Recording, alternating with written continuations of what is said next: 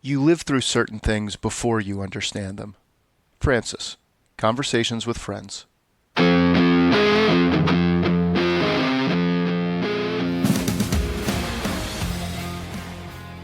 Hello, I'm Kennedy Weibel, And I'm Rebecca Capone. and this is Reading Pop Classics, a podcast dedicated to popular modern books, pieces of literature that had a cultural impact either currently or in the recent past. Some left a lasting impact, others zipline through the zeitgeist for a screaming hot minute before vanishing into the mist. Today we're discussing Conversations with Friends, the 2017 debut novel by Sally Rooney. Rooney wrote and completed the novel while she was studying to complete her master's degree in American literature. The book was something of a phenomenon before it was even published. It was subject to a seven-party auction for the publishing rights, and rights were eventually sold in 12 countries. It was a success when it came out, landing Rooney on all kinds of lists of hot and upcoming authors. Rooney followed it up with Normal People and Beautiful World, Where Are You? Normal People, Rooney's second novel, was turned into a really successful television series, which won a lot of awards and was a critical darling. Conversations with Friends was also turned into a television series, and none of those things happened. Did not win any awards, was not a critical darling, and was taken off of Hulu not too long ago. Same creative team behind both of them, but Conversations with Friends, the series, is languishing on Apple TV now. So, Rebecca, start us off. Did we pass the Bechdel test? With flying colors. Yeah, this one was a pretty handy pass. And I will say, this feels like a companion piece to the Bechdel test, but also a 3 to 4 page conversation about men's mental health, where a man talks about his mental health kind of honestly, like addresses it, doesn't shove it down into some kind of cliche about not caring or I don't know, men don't get to talk about those things, just sort of honestly presented as having mental health issues.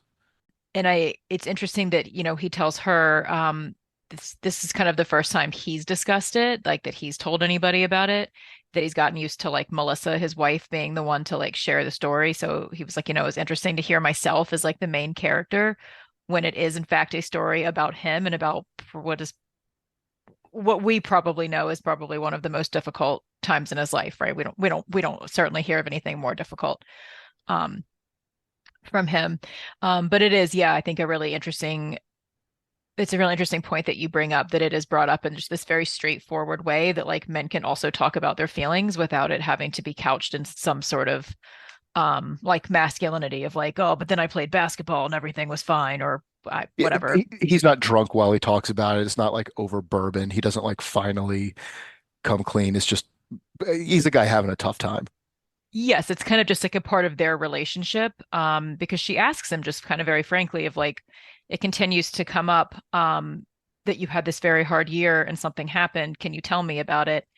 And he doesn't hem and haw or push, or push around about it. And he is just very frank about what it is. And he feels that she's someone he can open up to and share it with in a very frank manner. And it is interesting, something else too, I think it does come up in the book.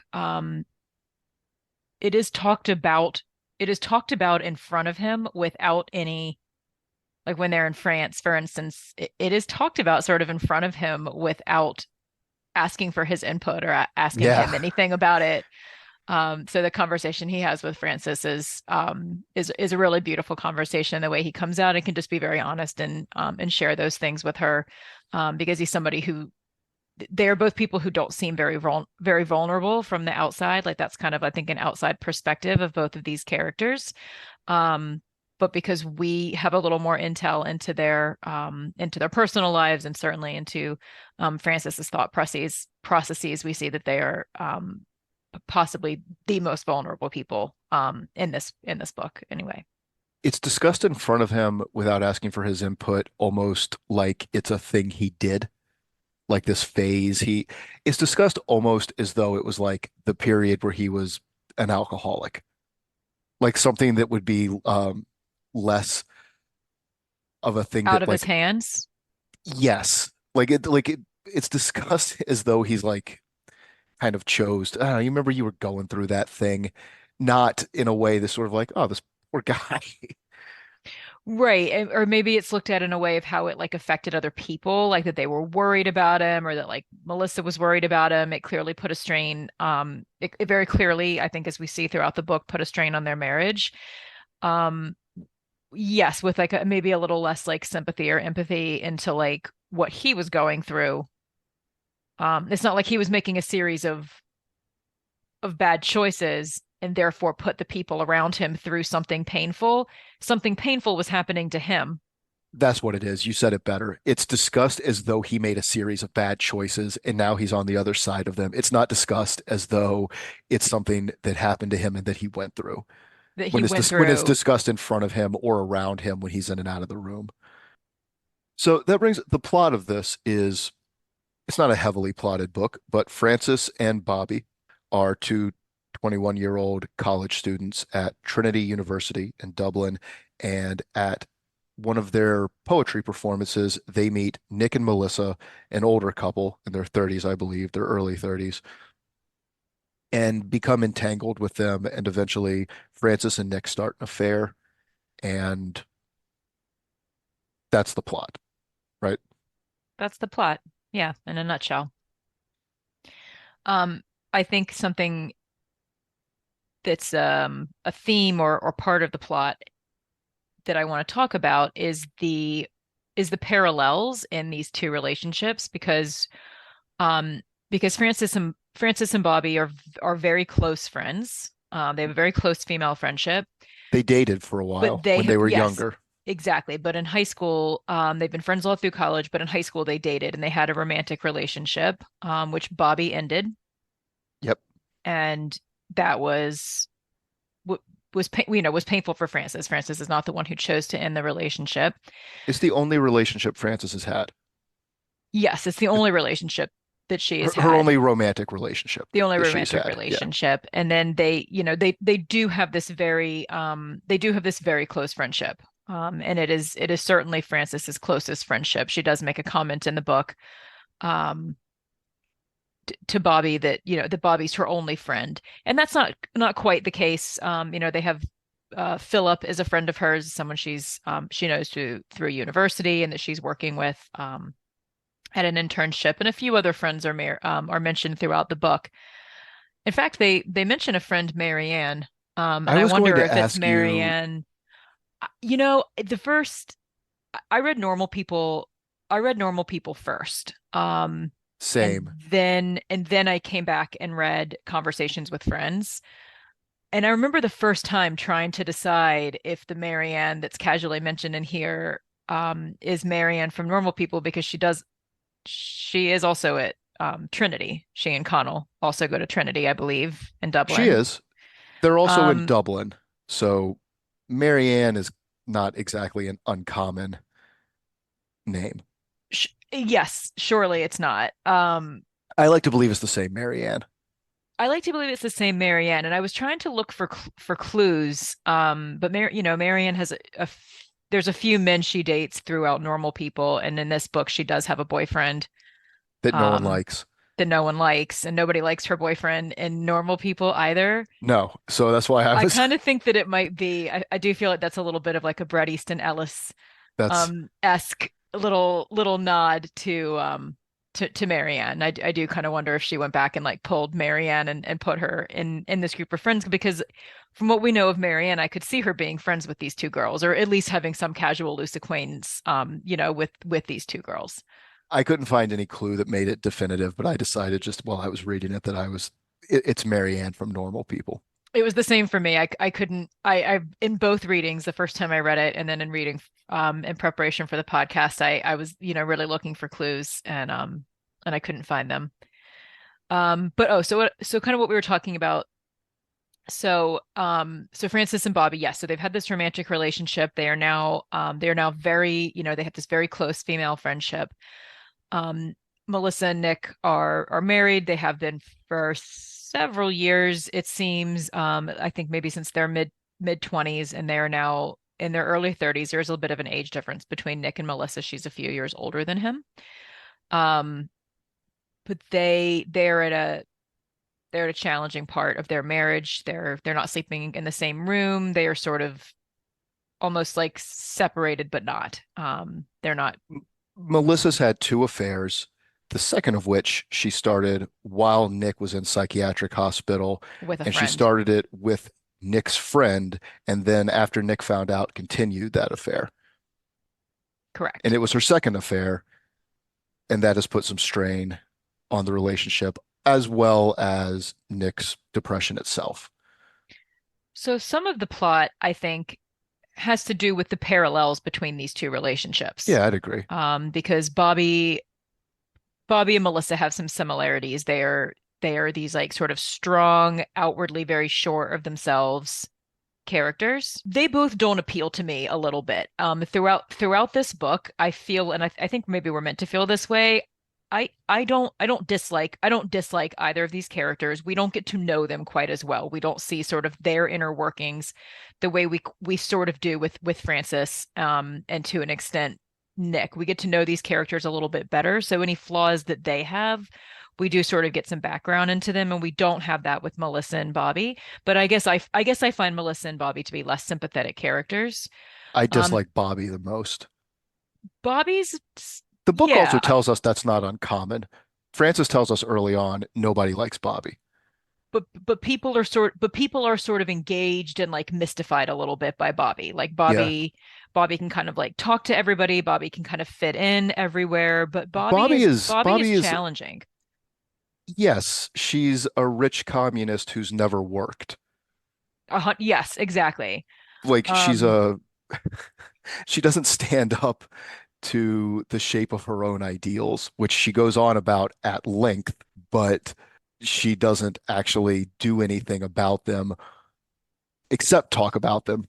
There's a line in there where Francis is reading through some like years worth of their old conversations that they've had over instant mhm. message type platforms.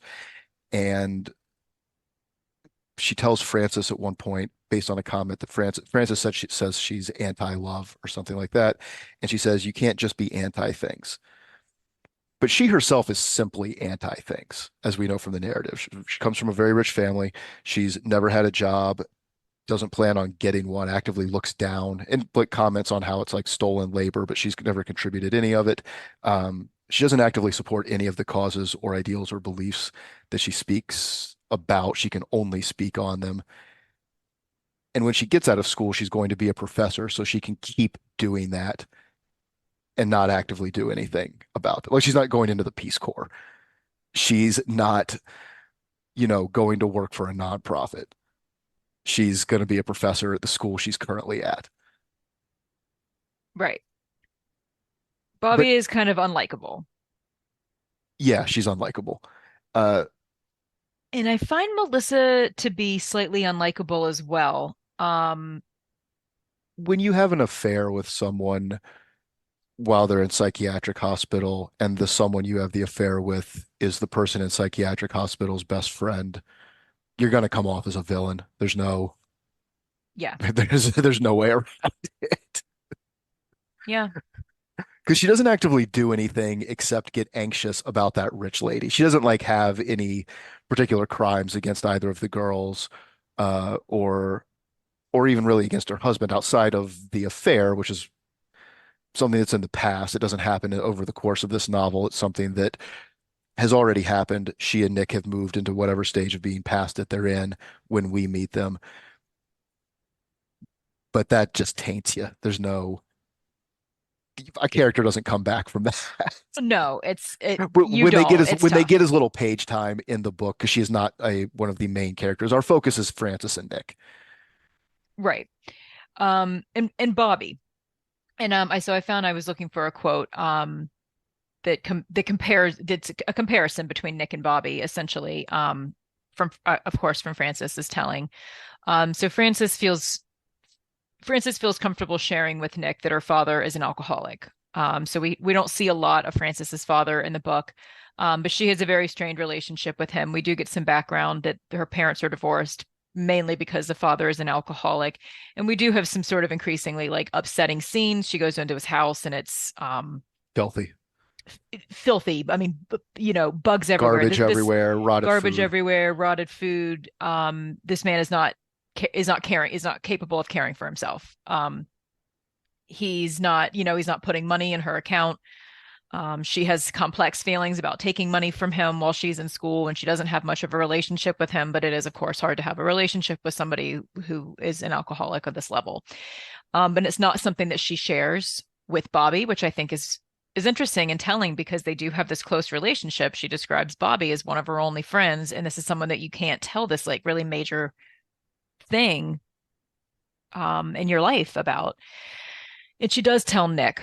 And Nick is listens and is supportive. And so a little bit of a long quote, but a comparison between Bobby. And I think this is one of the things that makes Bobby unlikable, which is why I've chosen to share this.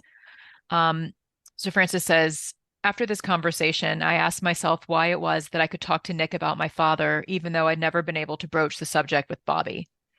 It was true that Nick was an intelligent listener, and I often felt better after we spoke, but these things were true of Bobby too. It was more that Nick's sympathy seemed unconditional, like he rooted for me regardless of how I acted, whereas Bobby had strong principles that she applied to everyone, me included. I didn't fear Nick's bad judgment like I did Bobby's. I And I think think, that's part of the main crux of the novel that you've just touched on there of like we mentioned that it doesn't have it's not heavily plotted, but what plot there is, I think we are following Frances as she learns about her relationships, right? mhm, Learns the kind of person she's attracted to and the kind of person she wants to be around. And I think what you just read is a part of it because they're both performers, Bobby and Nick. Like Nick is an actor, he's a professional actor, he performs for a living. Bobby, when we meet Frances and Bobby, Bobby is a performer who performs on stage with Frances in her poetry. And Bobby is just a performative person in general, oh, that's a good point. Yeah. right? I think the book in general actually is a lot about performance. I think that is an overarching motif in it. I think it's about Frances trying to perform as a person. I think youth in general is a lot of performing the person you might be turning into.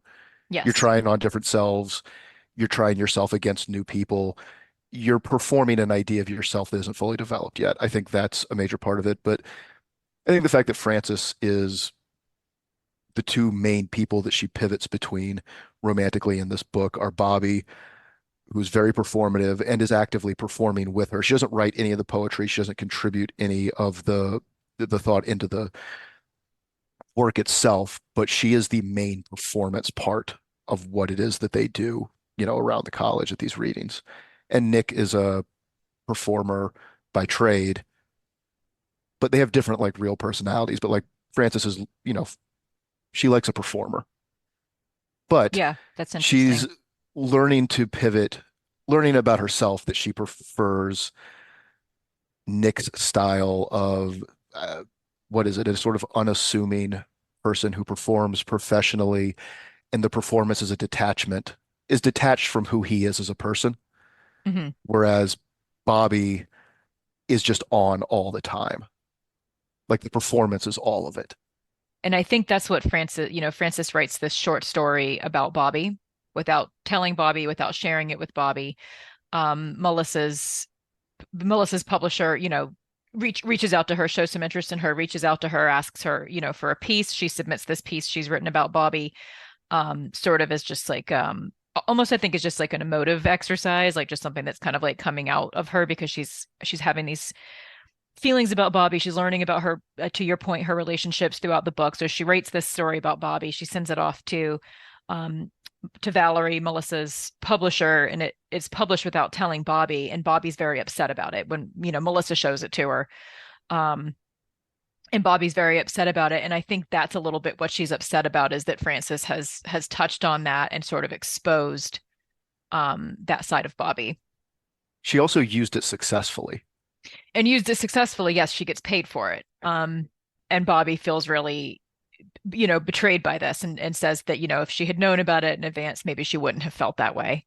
I She's think mad about it, and she's mad she I got think paid she's for also it. mad she got paid for it. And because something else that Frances doesn't share with Bobby is that she's having money troubles, that her father's spinning out, and he's clearly kind of on this bender.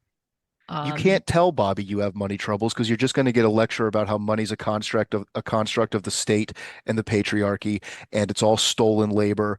You can't just simply tell Bobby that you don't have money. right. When Bobby comes from a rich family and is never worried about money, and it's never an issue for her throughout this book. It's not a fun conversation to have with Bobby, so you keep that to yourself.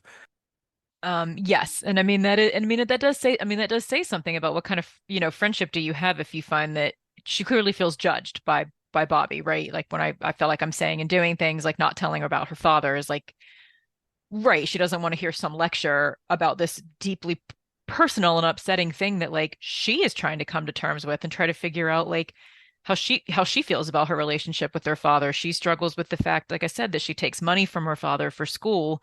She lives in this apartment that's owned by like the father and the uncle, I think. Um, I think the uncle owns it. I I think it's think her the father's I think you're brother. right. I think her yeah, her paternal uncle, I think, is the owner of the apartment actually, but she's benefiting, right, from his financially. Um, The and pressure these kids put on themselves around that, they're like that they feel bad about it. We're sort of like, you're 21, you're in college. Use the family apartment. It's cool. Like right. that's completely cool. But I It's think not the that but I weird. think the pressure is You're because she young. struggles with what her feelings are towards her father. Yeah. And that's something she discusses with her mother. She doesn't feel these close things for him. She doesn't even kind of have, she can't even sort of admit that she has some sort of grudging, like, well, I love him because he's my dad. Even if he's problematic, it's like she's not sure if she even does love him or what her And relationship to him is. And I mean, it's a pretty heady, that's a pretty heady thing to struggle with. all of that is what I think is like the charm of this novel. So I want to just go ahead and own this. The cover of my copy of this has a blurb from the review of the New Yorker that mentions Rooney's natural power as a psychological portraitist. So yes, I have that copy as well. Okay. And I don't care. I'm not getting paid for this. I know it seems super lame, but like psychological portraiture is what that's it. That's the perfect phrase for what I think is charming. And like I think what works about Rooney's style is a really deep psychological portrait of these people with things borne out through things like her very honest assessment of her relationship with her father that is like I've her mother keeps saying you love him, how could you not love your father, how could you not love him, and she's like I don't really know what it is I'm supposed to love about this guy. He's only ever been mean and angry and scary. And Right. yes, there's this relationship now where he gives me my allowance for college that like has sort of been worked out around my existence, and it's weird that that is now the basis for like what I'm supposed to have as far as a relationship with him now that I'm 21. But like it's taken for granted that you love your father. What is it about this guy I'm supposed to like so much? What is it about him I'm supposed to love? Because it feels gross that it would be the money and there's nothing else there. Right. And this is kind of, I mean, yes, if in a certain context for people in certain socioeconomic statuses, I guess, we do think of like you said with the like you're 21, live in the family apartment. It's okay to take Yeah. money from your parents. It's okay to be supported by them. Um, and certainly that is true for a lot of people. But what if that's the only thing you have with your parent, particularly if it's the only nice thing that you have from a parent, and everything else that you think of as them is like, I was terrified of you growing up. I felt like I grew up tiptoeing around the house because you were either hungover or drunk. You were mean to me, you were mean to my mother, and then now I have barely any relationship, I have barely any relationship with you. And even the apartments that are removed, because it's her uncle, it's his brother. Like he's the gateway to the uncle, I suppose, by like being his brother, but it's not even him exactly. Right. And then it's like he's not, she has money problems, he's not putting money into her account. And even then it's like, the mom's like, well, why don't you call him? And she's kind of like, what, I'm just gonna call and ask him for money? I Yeah. barely have a relationship with him. And like she feels weird about it. And so she's suffering, right? I mean, she's not like eating a lot. She ends up taking money from Nick, which I think is also uncomfortable for her. It's an uncomfortable thing between them. in the relationship as well. And she still doesn't feel but she feels more comfortable taking money from somebody that she's sleeping with, from a married man that she's sleeping with. I'm not saying this with judgment. I'm just saying from her perspective, right? She feels weird about taking the money because this is a married man that she's sleeping with. So I would feel weird about taking money from this man if I was her as well. But she's more comfortable doing that than to call her drunk father to be like, you put money in my account every month and now you haven't, and I don't have money for like food and stuff. I think it's a very interesting novel for the same reason that like I think a lot of people who don't like it, which is that we are following a person who is taking a very unhealthy path to sort of replacing relationships with some of the replacing she's taking an unhealthy path to replacing some of the unhealthy relationships in her life with one that is marginally more healthy in the sense of, if nothing else, that Nick is not mean or judgmental. It's Nick is not like, mean or judgmental. Nick is not an alcoholic. Nick, she feels, cares for her and roots for her unconditionally, yeah, like no, in the quote it's that I like read. going to AA for alcoholism, but you're a pack a day smoker at the end of it. Like you're better off, but the smoking ain't Right. great. The smoke the smoking's not good for you necessarily. And so this kind of dovetails into this, you know, like again, something that, like I said, I see is part of is a large part of the plot in this book is the parallels in these two relationships. And Francis and Nick are similar, and they have an understanding. They're similar, and they have an understanding of each other. In this, like, there are these quieter people. There are these less they're less sure of themselves. They're more insecure, and they are with these very sort of like dominating. They have strong relationships with these, you know, these two more dominating um characters, and they both have a little bit of an inferiority complex with their main partners, Yeah. as it were, to use like non-monogamous And terminology. They're primary partners.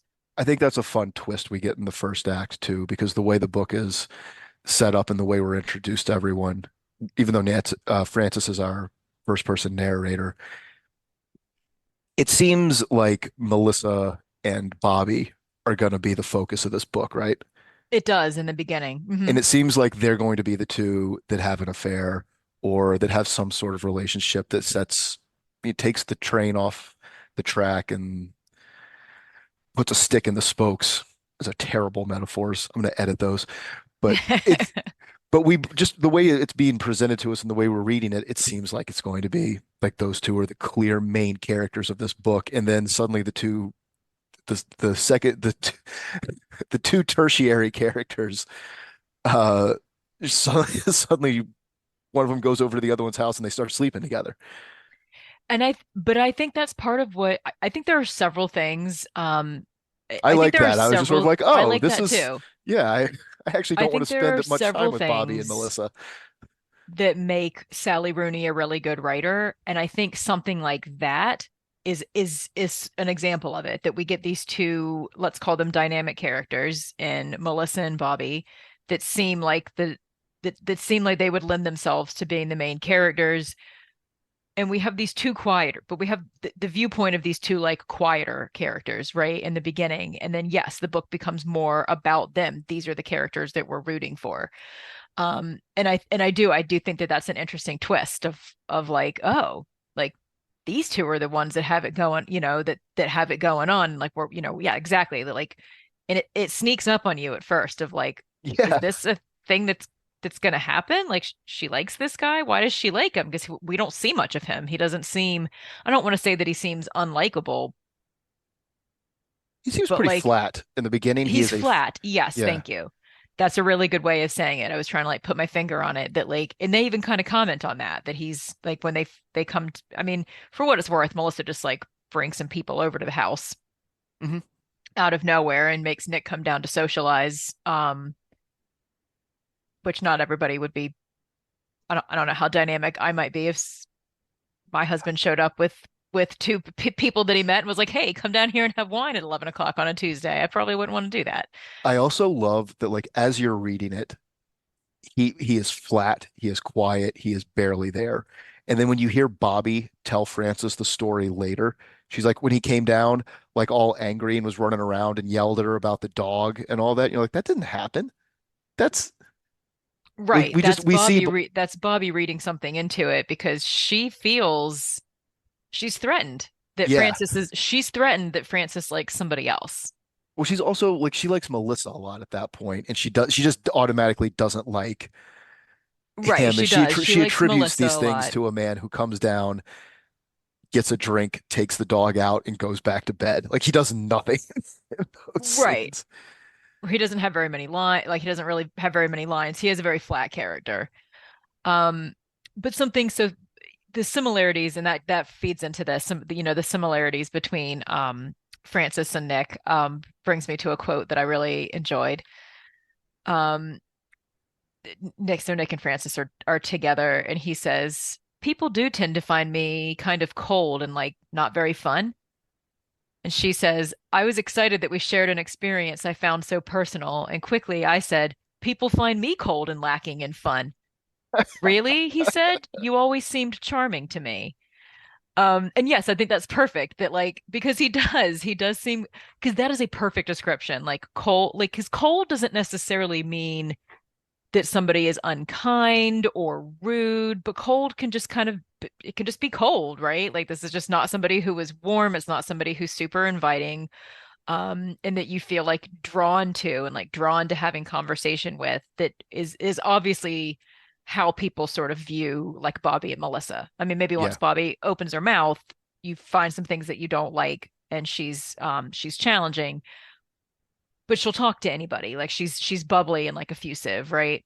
She talks to Um, everybody. and Melissa comes across that way as well. Um, and yes, we do sort of, and Francis and Nick are both presented that way. So I did really like that. Like, It also people reminded me see a me little as bit of cold and like not very fun. that one reminded me of Eleanor Oliphant, the way that exchange is set up. I was excited that we that we shared this in common. I couldn't wait to tell him. People find me that People find me cold and also lacking in fun. Yeah, that I enjoy that exchange between them, and I do, and that is like their similarity, right? That like that's how they're aware that other people see them that way, and they are both aware that they are slightly richer people than that, right? Like, um, they do have some self-awareness. So yeah, I think the parallels between the two relationships, between all four of these characters is also a huge plot in the novel. And I like that you brought up that when people are younger, they're very performative and they're as like a way of figuring out who they are because Frances references that so often throughout the book. Like there's several things that I highlighted. There's several passages um where she's, kind of where she acknowledges that of like, she's feel like she has room to kind of like make mistakes and experiment and that sometimes she'll do something and think like, oh, well, I guess that's the kind of person I am. Um, I have that. Well, I have two. I have the quote that you're referencing is Bobby told me she thought I didn't have a real personality, but she said she meant it as a compliment. Mostly I agreed with her assessment. At any time, I felt I could do or say anything at all, and only afterward think, oh, so that's the kind of person I am. yeah, that's one of the ones I have that I have highlighted. And then speaking of just her like acknowledgement of just how she is performing herself, even on it's the first page in my copy, but she says, so her and Bobby have been at their poetry reading. They've met Melissa. They kind of know who Melissa is. She talks about doing an article with her, and they're going back to her house for that first time where all four of them lay eyes on each other. And she says, I felt excited, ready for the challenges of visiting a stranger's home, already preparing compliments and certain facial expressions to make myself seem charming. Like she's mentally getting herself ready to perform the act of being a guest in a Yes. home. Um, and so again, as we're talking about like kind of Sally Rooney's writing and the fact that she's in her early 20s when she writes this book. Now I look back and I see what, like what you commented on in people, particularly in this age. So like, you're in college and you consider yourself like a little bit of an adult. You're being educated on a higher level. you're around other people that are being educated on a higher level. Not everybody goes to college, right? So like when you're in high school, we're all studying the same things. We all have to be here. In college, we don't all have to be here. We're studying different things. Their conversations and stuff are a little more intelligent and thought-provoking in these books, particularly Sally Rooney's writings. I mean, I think her intellect really comes through in her writing. But I feel like that kind of insight into that like performative nature of being that age is not something I was aware of when I was that No, age. no, that's why like I mentioned, like just I hate ripping it from another review, but to to have been kind of in the middle of it. She wasn't an undergrad. She was doing her master's when she wrote it, but that's 2 years out, right? A year out from undergrad. Right. So I mean she's still what, 20, 24? Yeah, she's still infuriatingly young to have written such a great book. Like maddeningly, like flip over the Monopoly board, like break a table, angering, like kind of young. Like I'm so it's infuriating how good this is, how the age she was when she wrote it. But no, to get that part of it, and not even just about our it's not even just the first person narrator who's that insightful. We get it about Bobby.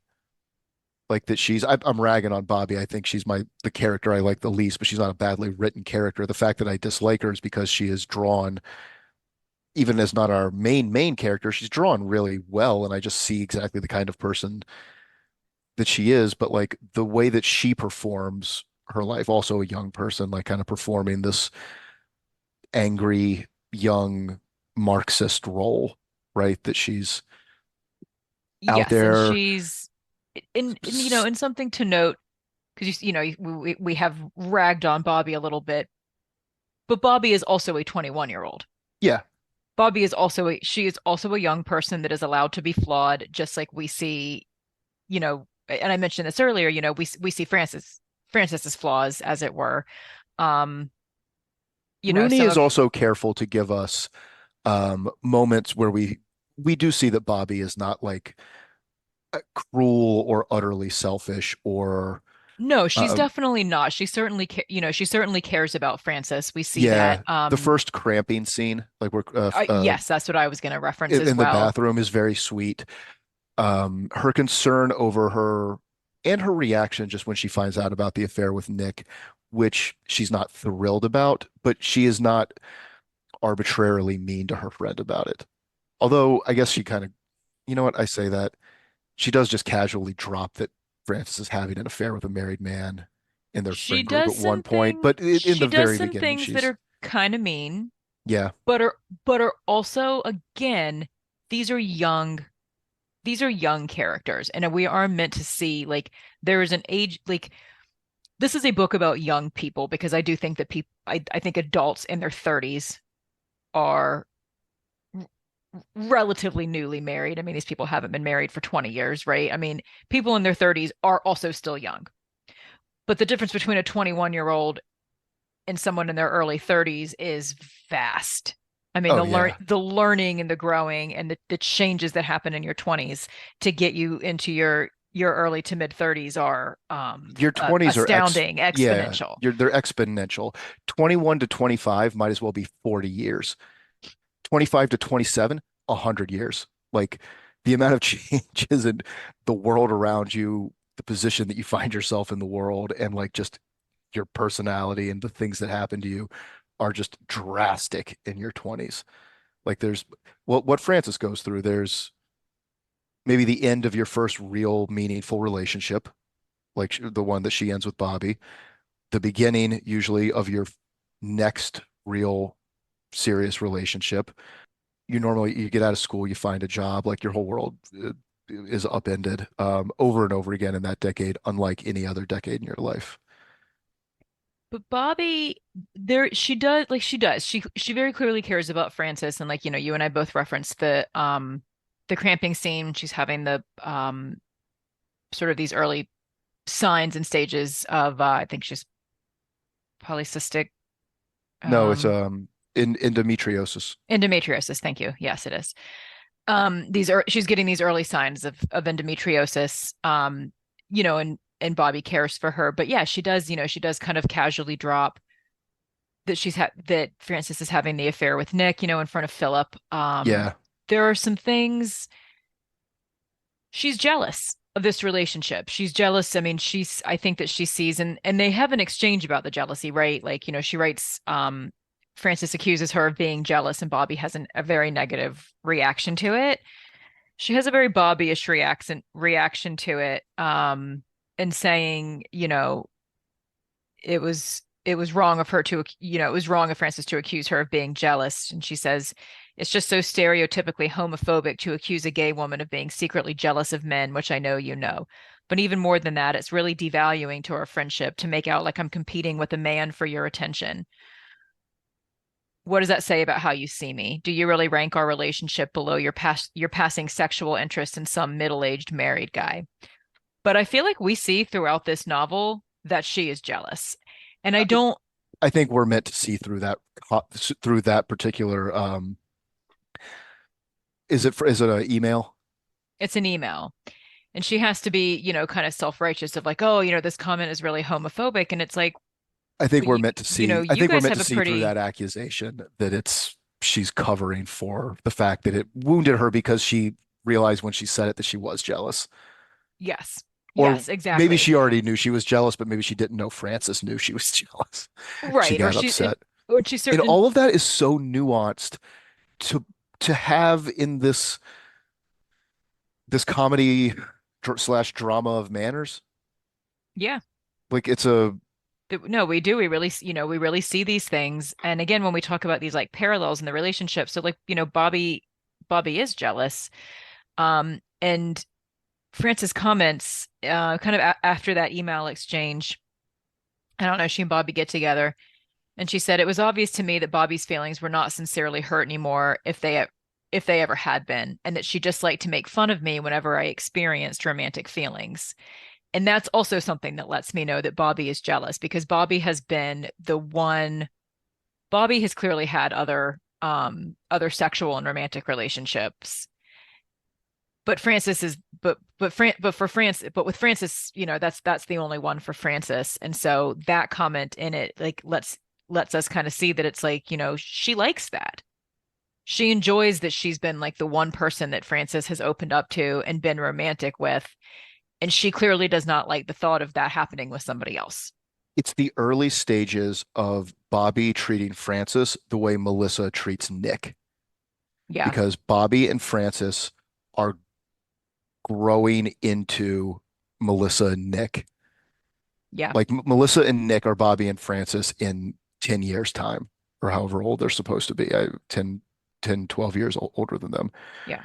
Um, like Melissa's opinions of Nick that he has no backbone, that he's spineless, by the way, the email in which Melissa describes Nick to Frances after Melissa is told about the affair is the MVP of the novel for me is just Mel Melissa takes everyone by the neck in that email and just shakes like she is ruthless in that email in her assessment of Nick, in her assessment of Frances, and her assessment of what they like about each other and what they're providing to each other. And she's even ruthless on herself, but like it's the funniest part in the whole book for me. Yeah, Uh, I agree with that, because it is like but it that is is where we it is just because it is just like a ranting email.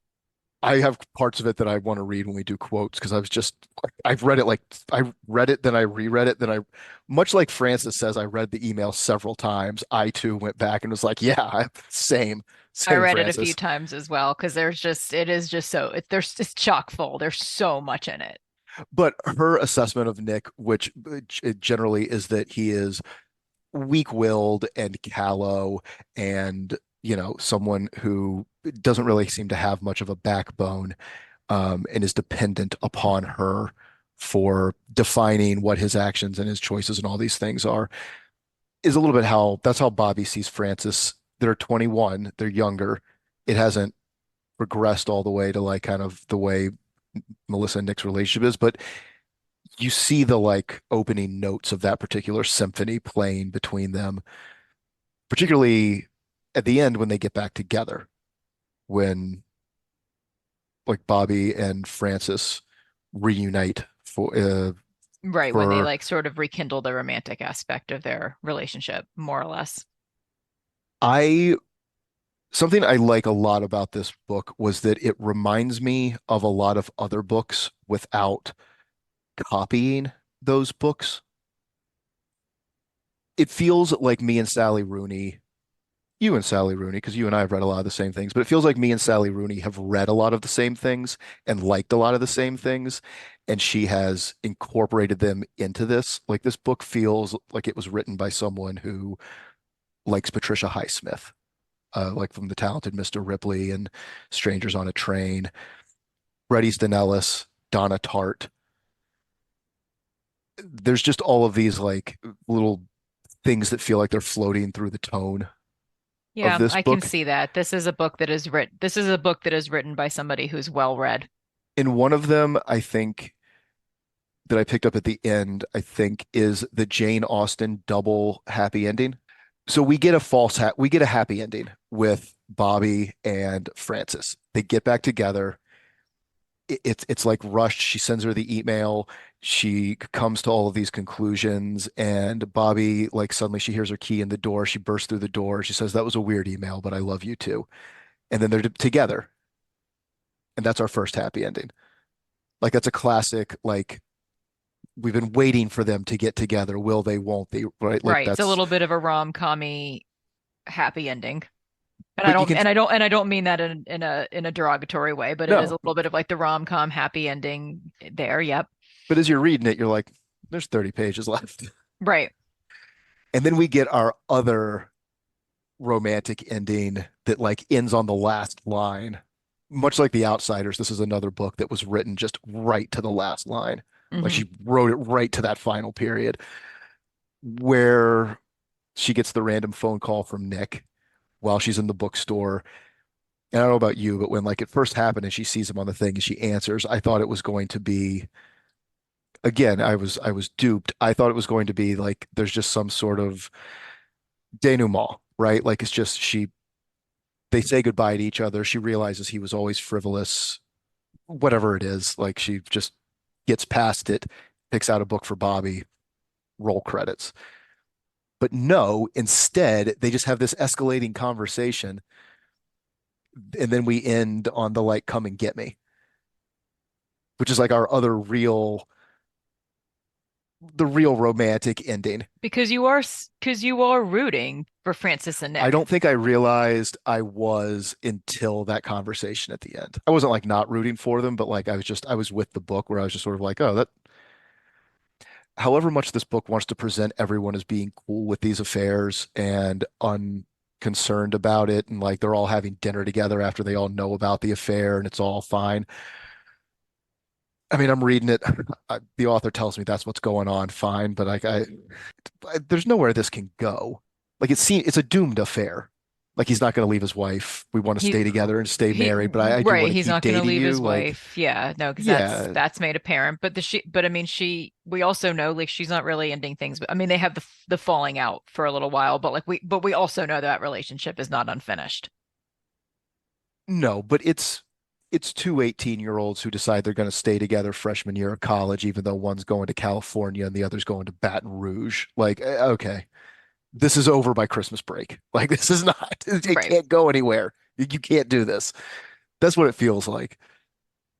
But I Um, think that's part of the book because we have these conversations.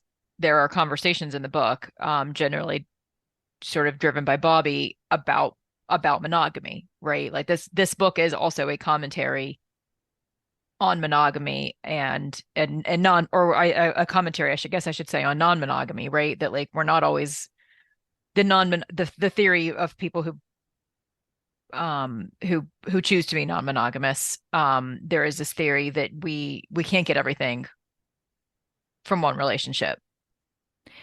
And this book is a really great example of that because we're talking about the parallels between these couples, right? Like, you know, Nick. Nick and Melissa clearly mean something to each other. They've gotten married for a reason. They've stayed together for a reason. When he comes out of the psychiatric hospital, like they talk about divorcing, and then they're both kind of like, no, we don't want to do that. They choose to stay sort of separately together. Yeah. And that's where we meet them, right? Bobby and Bobby and Frances choose to end the romantic aspect of their relationship in high school, or rather Bobby chooses to end it, but they stay friends. They have a very close relationship that they are maintaining as well. Yeah, no, you're right. That is the same. And And then we are talking about how what Frances and Nick have in common. They are similar people. They can open up and mesh with each other in ways that they are not able to do with their two primary partners.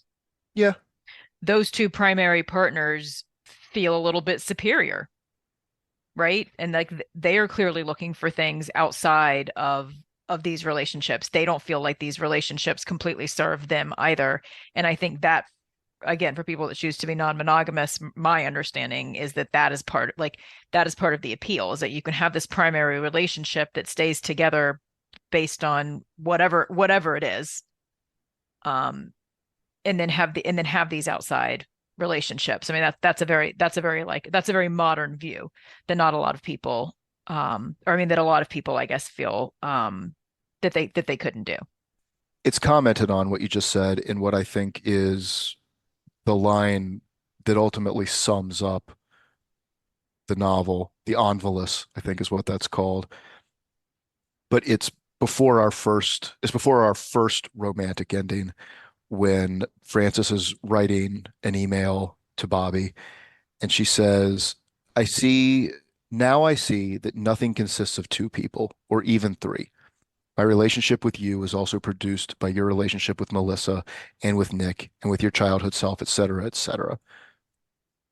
And that's, I think, what like the quartet of these people sort of intermingling and causing each other joy and grief is striving for is what Frances comes out of this with is that she keeps focusing so hard on a single person. It was Bobby, and then she just kind of became very obsessed with Nick in her interior. She doesn't like act out like this obsession in any kind of like startling way for those around her, but like knowing what she knows about like he's a married woman. I'm 21, he's much older than me. Like she becomes sort of consumed by questions of like how he feels about her. Even though you would think maybe like on the surface of it, like you know, obviously don't delve too deep into that. What could it possibly be? But she does become that way. But like when she kind of comes around to what she's learned from all this, I think it's that nothing consists of two people or even three. Yeah, and I think this book is meant to be a little bit of an inside look at that view of like of non-monogamy. What people are looking for, the complexities of relationships. And I think that Doesn't seem like anyone comes out super happy at the end of it, to be honest. I'm not sure. I yeah, just sure, and that I don't argue with that. I don't argue with that at all. But look at the number of monogamous relationships that people are also valid. not happy in. Do you No, know what I totally. Yeah, mean? no, Like valid, it's valid. the human condition that some stuff is just isn't going to make us happy. Or I mean, another way to say it is that it's not going to make us happy all of the time. Um, I think most, I don't want to be stepping in anything here, but I mean, I think most people that are married or in a relationship that goes on for a very long time, it it's not the beginning of the relationship the whole time you're with somebody.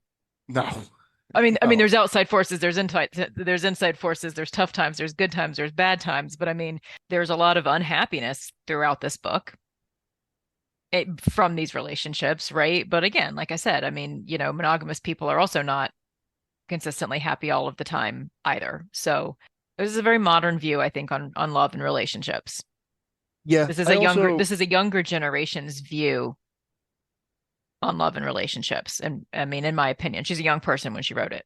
I also appreciate that while it is that, and while it has, I don't know, non-traditional relationship dynamics littered throughout the novel, it doesn't try to actually give us any answers on them, and it doesn't try to preach to us about them, and it doesn't actually spend all that much time on defining what any of it would mean ultimately, which I think is nice for the reader to get to experience it just as narrative without a take. I Yeah, like and I that. mean, because relation, I mean, and I think that to have tried to put a finger on that or to try to have wrapped that up or define that would make this a really poor book. Something that I really like about this book is that it is unabashedly highbrow, like unrealistically so. Like it is unrealistically highbrow in the way that Adam Sandler movies are unrealistically lowbrow. Like just like in Adam Sandler movies, people aren't really pulling everybody's finger all the time and taking dumps on the floor or whatever is going on in these books or these movies. But in this, it is the opposite of that. Like the way like Woody Allen movies used to be, where like everyone who goes to dinner like has No, all the conver conversations are really like conversation. Yeah, everyone in a everything's really philosophical. Everything's really philosophical, or it's about like the political moment, the conversations between, multiculturalism, like there's a yeah, um even the conversations between, like when Frances is looking back at like the text conversations between herself and Bobby, like those are really highbrow conversations for two college kids to be having. when people have conversations in this book, they know who Slavoj Zizek is. And I'm probably not saying his name right because I've never really said it out loud. I've only ever seen it written down. But he's a Slovenian, modern Slovenian philosopher. Actually, for our listeners, if you would like a really great and easy introduction to Slavoj Zizek, there is a film he did called The Pervert's Guide to Ideology, which is a movie that he made explaining sort of ideology through the lens of like classic films and show, like through the clips of them and recreations of them and stuff. And it's a fun way to get into his work anyhow. But not even just like the conversations, like the people are meeting at poetry readings and they're going to readings and they're getting books of essays published and they're getting paid over €1,000 for a short story that someone asks them for. They're not submitting and getting rejection letters. Like everyone, and I like it's unrealistic. But you know what? Like I don't care. Like I like the aspiration that maybe people could live this way with like just like this is a book where no character in this book has ever received a DVD or a video game for Christmas. Like ever.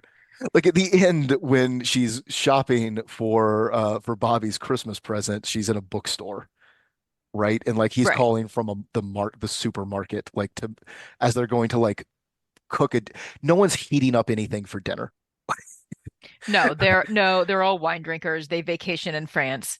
Yeah. Like even the poor people, like our main characters, like are classy and highbrow and write poetry and belong to like Marxist groups. Although considering again, another reference back to like just the performative nature of Bobby, she quits when she just gets upset and quits because she doesn't want to be part of a group.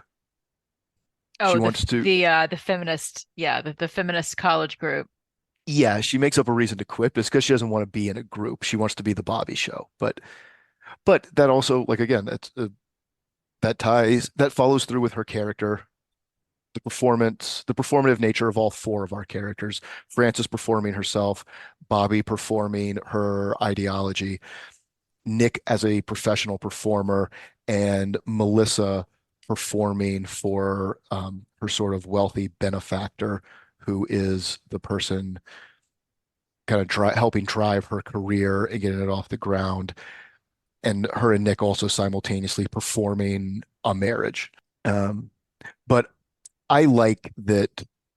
I liked that old Woody Allen style. And just before everyone comes at me, I'm not saying Woody Allen's cool. I understand that dude's off. Like, I get it. But the old movies, just yeah, this is not me condoning this man or his actions. but those old movies, just the way that everyone in them like knew who like Godard was or like had seen Kurosawa films. Like this has that to it.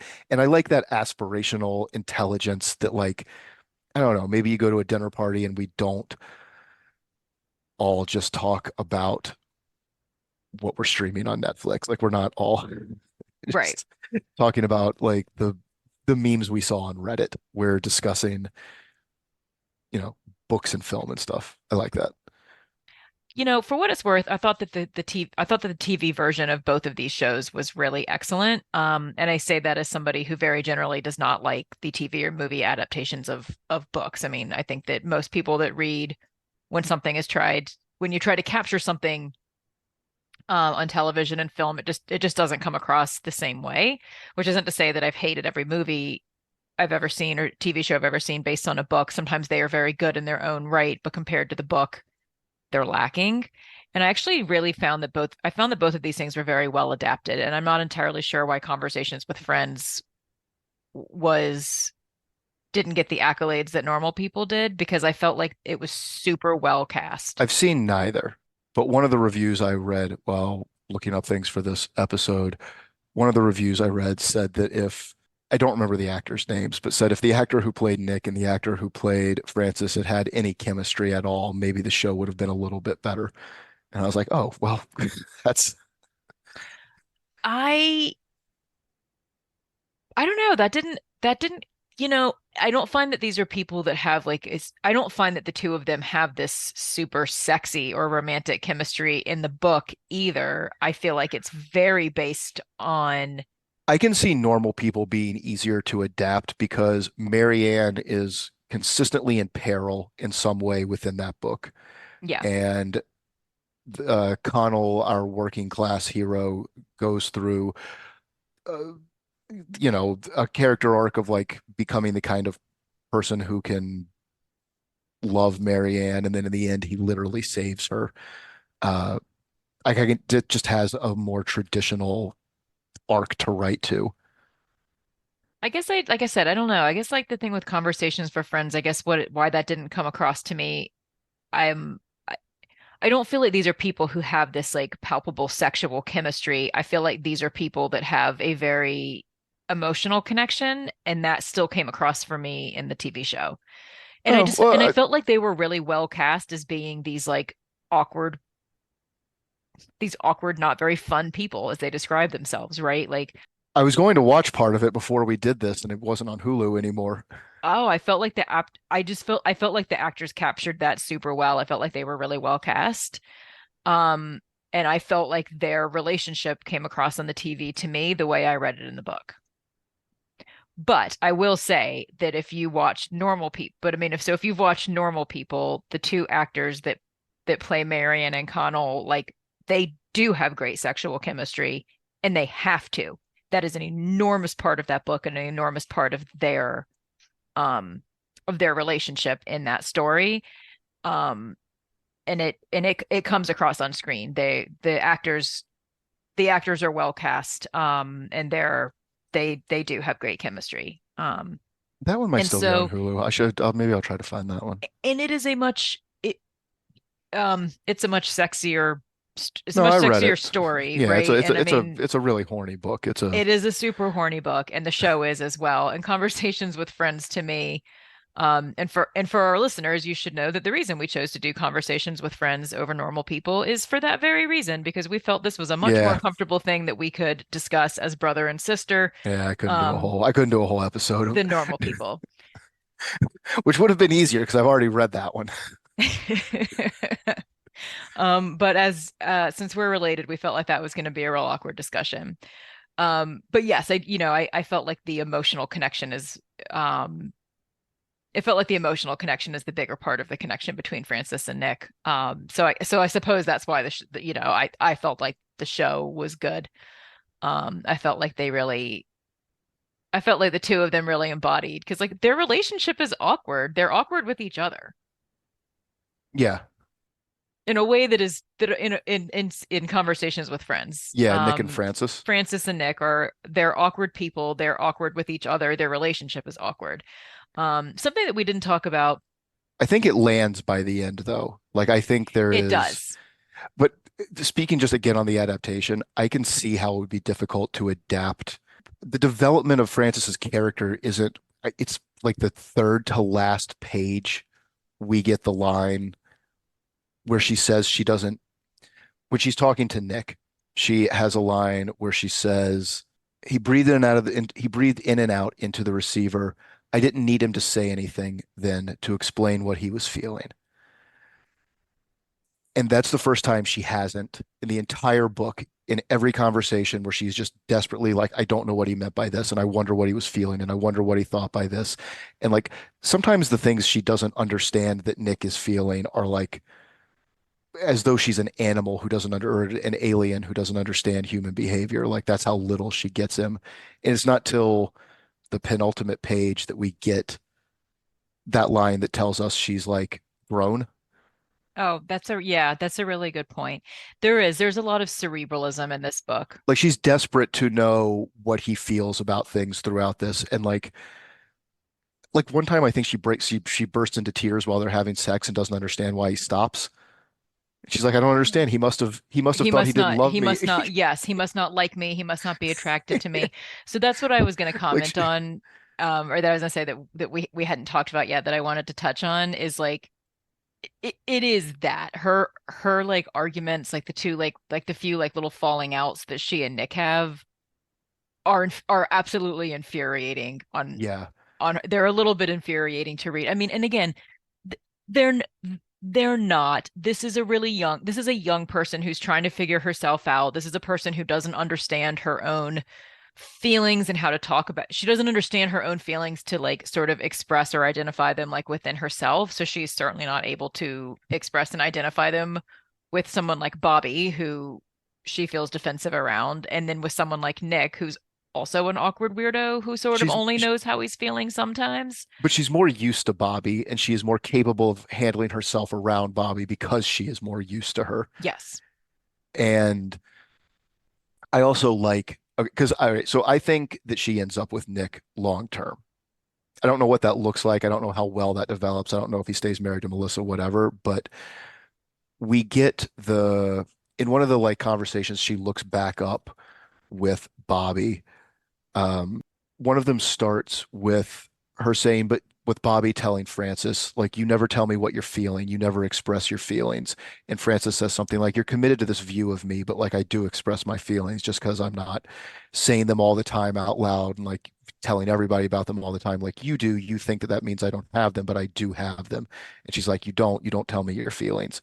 And then there's a pages and pages later, chapters later, um, where Bobby's watching a documentary or something in the living room and like Frances is having a terrible time about something and she comes out and tries to tell her about it. She goes, actually, Frances, I'm watching this. And the line is, this is Frances talking. I said, sometimes I just feel, and Bobby placed a finger over her lips and said, Frances, I'm watching. Right. Bobby says that she's not expressive. Bobby tells her, you don't tell me how you're feeling. And then when she starts to, she's like, I'm doing something.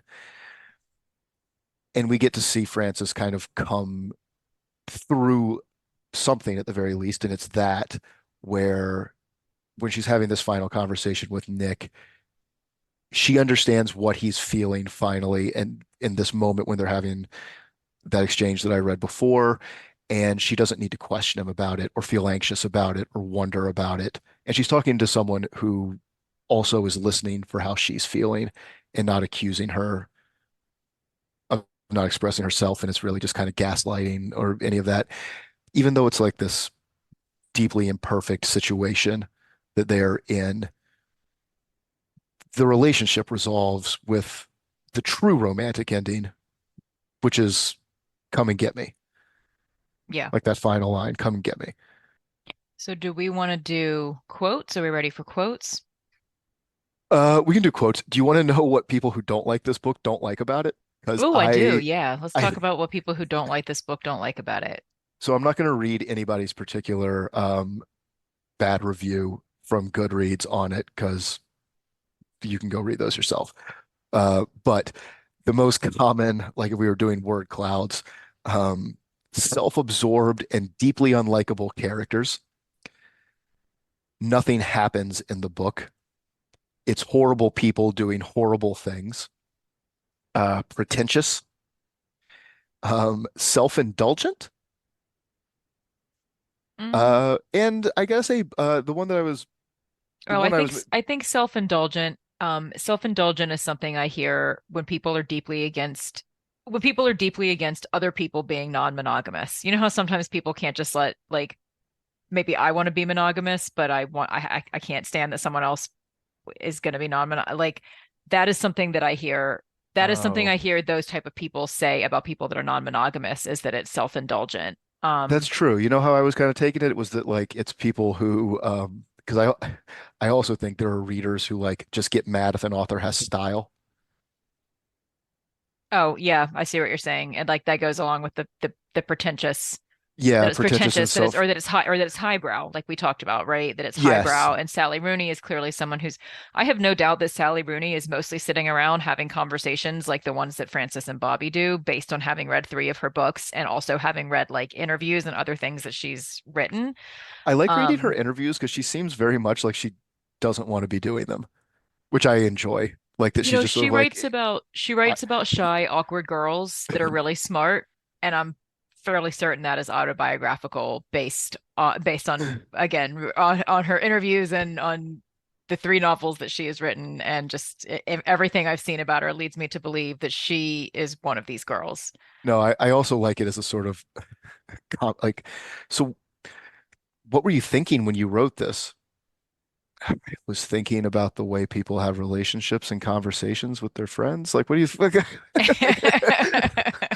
kind of question is that? I like the sort of the the fact that it sort of highlights how silly some of the interviews are also. Yeah.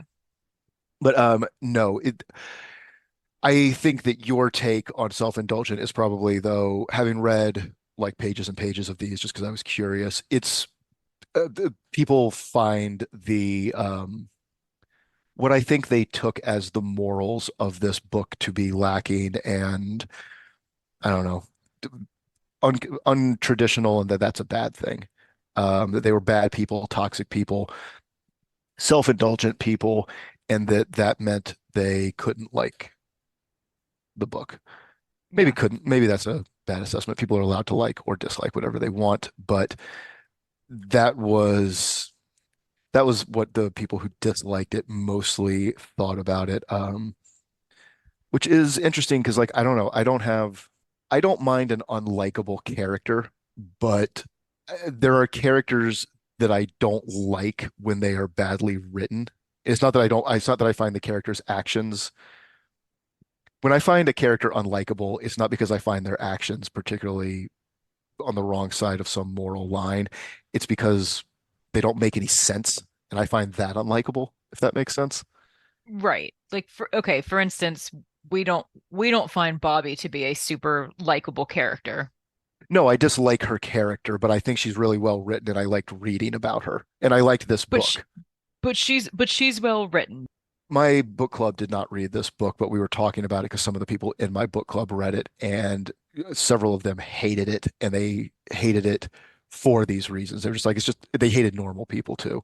They read both of them, I guess, to their credit, but they were just sort of like toxic people doing toxic stuff. Don't care for it. And something I find interesting about that is because these are people, is not a criticism. I genuinely mean everyone is allowed to read and like whatever they like. Just go read it, enjoy it, read as much of it as you can. There's no wrong thing to read. But these people deeply like, do you know these Sarah J. Maas books, like A Court of Thorns and Roses? And Oh, are these they're like fantasy romance novels kind of? they are. And I feel like, I don't know, there should be a warning on the cover because I guess they moved my generation. I'm a millennial, but I was raised in the era of like Guns N' Roses doing deep cut guitar riff, heavy ballads with names like A Court of Thorns and Roses. And I picked up that book and it was not what I thought was coming. It had no connection to any kind of like cool guitar riff, hair hair band style Am I narrative. correct? They're fantasy novel, they're fantasy Yes, romance no, and novels, right? they're Yeah, okay. no, the other problem is that they're clearly written by children, which means that Sarah J. Maas is two 11-year-old girls, one sitting on the other one's shoulders wearing adult clothes and pretending to and going around having written all these books, and that's child labor. Um, but they really like those books. Like they like we're reading one now for So book something club. that feels really highbrow. So something that is a more highbrow book feels pretentious to them. This is not the But kind of thing that they maybe enjoy reading so much of, which is fine but the because structure is the same.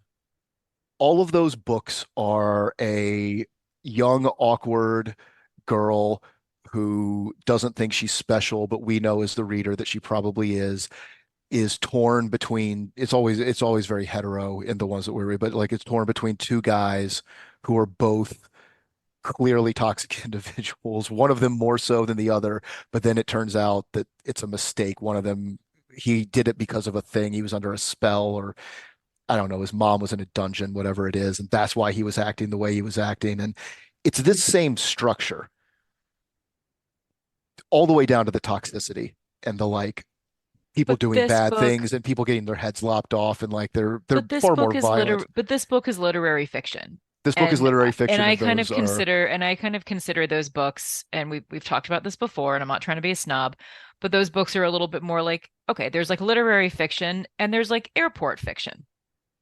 yeah, no, they're and I'm glad they like them, but And they I are also and I also here and there like to pick up some airport fiction and just go through a fast fun read that's entertaining because books and movies and TV exist for us to be entertained, and they also exist for us to feel like we get something more out of it, right? And so for me, literary fiction is something I get more out of, and something that I'm dubbing airport fiction is something that is entertaining, and that's also enjoyable.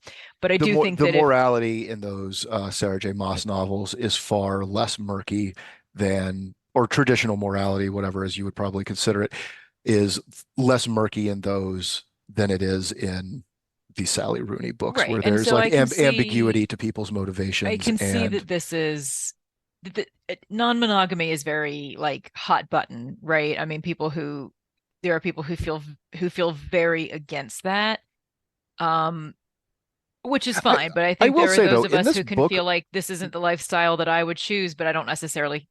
But I mean, if other people would choose to be non-monogamous and that is how they want to live their life and that's what works for them, then like, I mean, I don't, it doesn't we're affect me, so I do you is kind of how I feel. But I also understand that like this is a hot button thing, and not everybody feels that way. we're given as a reader a lot of outs in this book by Sally Rooney. Like we are let off the hook by the fact that Nick has gone through two affairs that he went through that his wife had, one of which, when you say it aloud, that he went into psychiatric hospital and she had an affair with his best friend is like and like She just straight up cheats on him with a yeah, woman at a literary festival, yes, we're and let that off is the the thing hook that's for like, well, judging him okay, because of that. We're allowed to go like exactly. he earned this. She doesn't have any right to be upset. And then we do get more about their marriage, that they are on a They're on a break, they don't to use sleep the Friends together. term, yeah, like they're a little bit on a break Yeah. from marriage, right? Like their marriage is not clearly defined. They're not sleeping together. And yes, to your point, like she has now had two affairs, one that was particularly egregious. There I have to I find Frances to be a super likable character.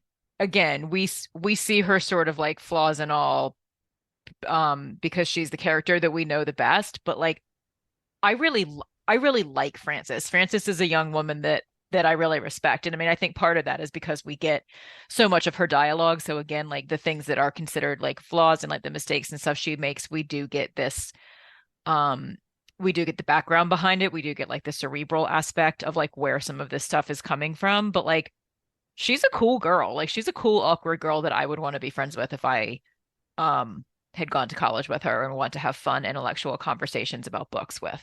I think in the writing is what makes that work because she's so brutally honest about herself as well as other people, Hmm.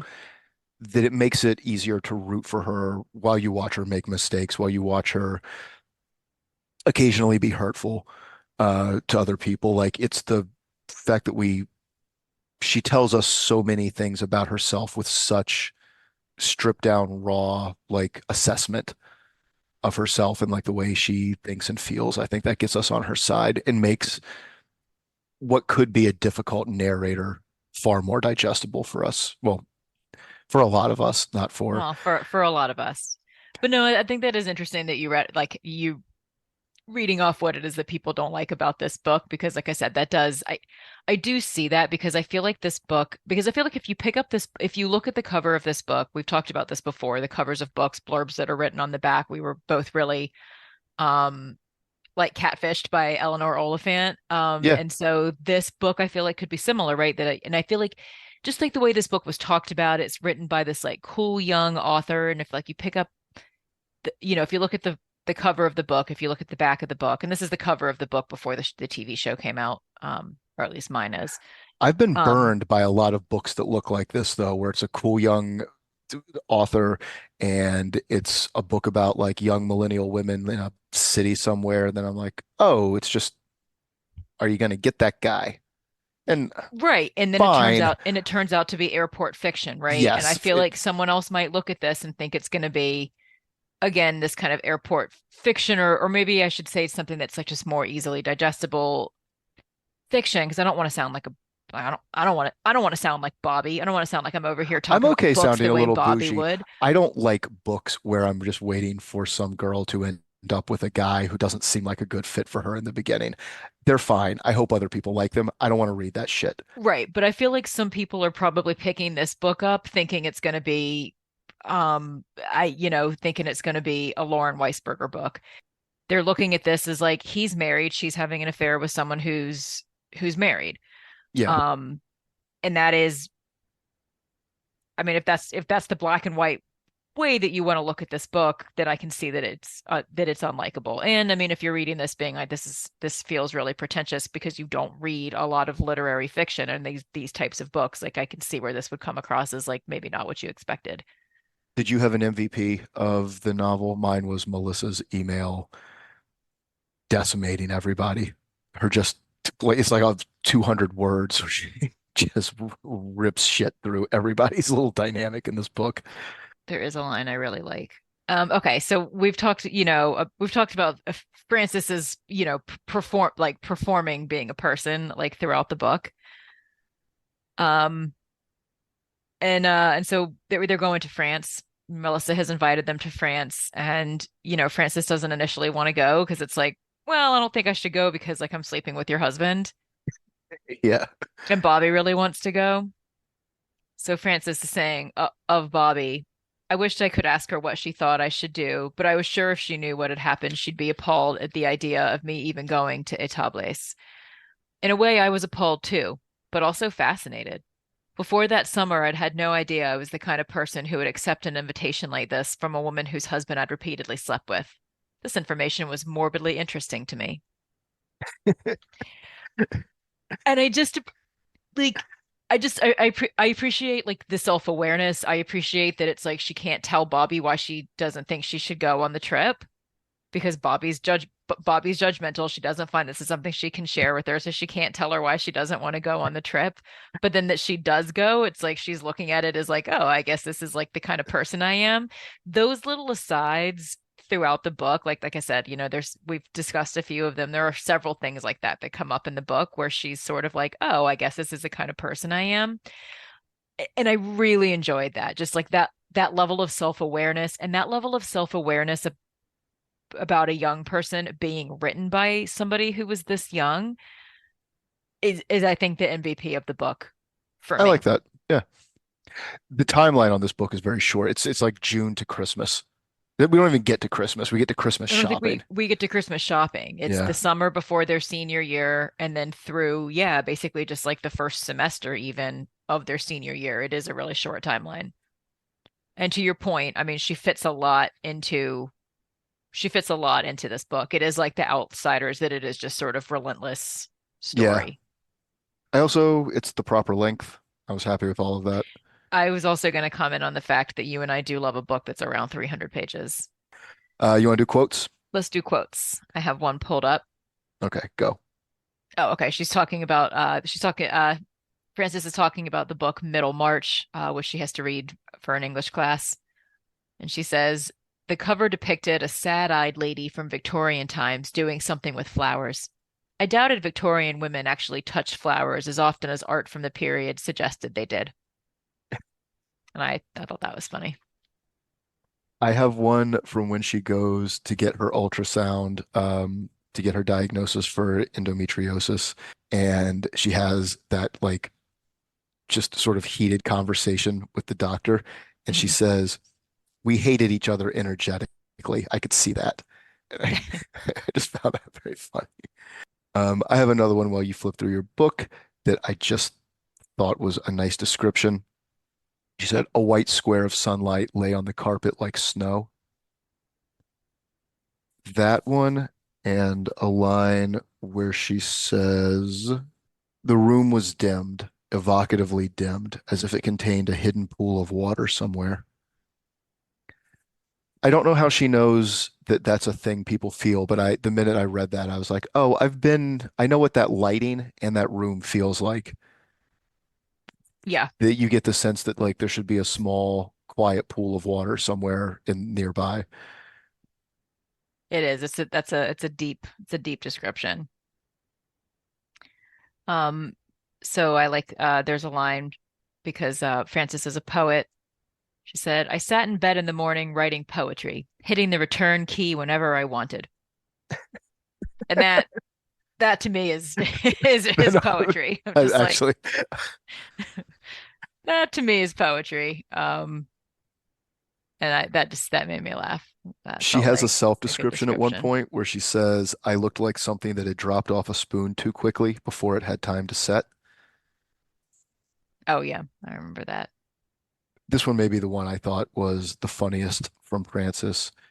My favorite part of the gospel was in Matthew when Jesus said, love your enemies, bless those who curse you, do good to those who hate you, and pray for those who spitefully use you and persecute you. I shared this desire for moral superiority over my enemies. Jesus always wanted to be the better person, and so did I. I was charmed by that deliberate misreading of Jesus's words. And the it's not even like an accident, just a flagrant and deliberate misreading of the message there and turning it into a desire for moral superiority over your enemies. Um, one I have, they're getting roses because Valerie is coming to the house in France, and Francis describes the roses. The roses had huge, sensuous petals and tight, unrevealing centers, like some kind of sexual nightmare. I And have I that thought one that, marked as well. yeah, I thought that was funny. And I also think that that is kind of like Francis. Yeah, Yeah. I think that's a great read on that. So would you recommend this? Well, I would recommend this book if you were the kind of person who reads literary fiction, and if you were the kind of person who can accept that somebody else might have a different view about something than you do, or that other people might want to live their life in a way that does not appeal to you. I think the cover of this book looks a little bit like I think it's a perfectly fine cover, but I can see how someone might mistake it for chick lit. Yeah, That which is fine. I like Jennifer Weiner. It's not a criticism, but I can see how I you love might mistake Jennifer Weiner. I can see how you might mistake this for chick lit, and it's not that. Yes, But I I would think that recommend it. is exactly. It I would recommend this book, but I do not. But it is not a chick lit book. This book is literary fiction, and it is meant to it is meant to, I think, challenge ideas or bring awareness and thought to. It is a book that is meant to provoke awareness and thought, and so it is in that vein. Absolutely not a chick lit book. It is maybe not going to end the way you think that it should or that you want it to, and so if you were into those kinds of books, then I highly recommend this. I also, if some of your friends have described it as very, very funny, take that with a grain of salt. What's their sense of humor like? Is it the kind of funny? Because it might not This be is not funny. Hitchhiker's Guide to the Galaxy Yeah, it's funny. not that kind of funny. It's not It's even Eleanor Oliphant funny. no, this is like Bret Easton Ellis funny. This is Bret Easton Ellis funny. This is sort of what I wish he had matured into as he got older. We got a little smattering of it with Lunar Park, but then he just, And then he went right back to, even honestly, if I'm being like, I mean, I say Lunar Park is one of the better ones as he got older, but like it's compared to Glamorama, it's compare, compared to yes, some of that the is others. compared to It's some of the other things that he's written. That is true. Now yeah, it's been a long time since I've read Lunar Park, so I don't but I did remember enjoying it more than his like any of his other yeah. later works. We're gonna have to do one of his books because we talk about him a lot. I know we do talk about him a lot. Don't worry, we'll stick with something that we thought was good. Um, okay, so what are we doing next week? Well, not next week. What are we doing next time? So next time we are doing The Sellout by Paul Beatty. I'm excited for this one. I've read it before and I loved it. I'm looking forward to reading it again. This is going to be a new read for me, and I'm excited about it. From what I understand, it is comical, but I believe that it is darkly comical. I'm excited for us to get into this one. Yeah. So, as always, please remember to subscribe or like or upvote or whatever the positive action you can take on the platform you listen to this podcast is, please take that action. Uh, it's a favor to us. Also, if you have thoughts, ideas, contradictions, or suggestions for things that might be good books for us to do on the podcast, you can write to us at readingpopclassics@gmail.com. Thanks. Thanks for listening.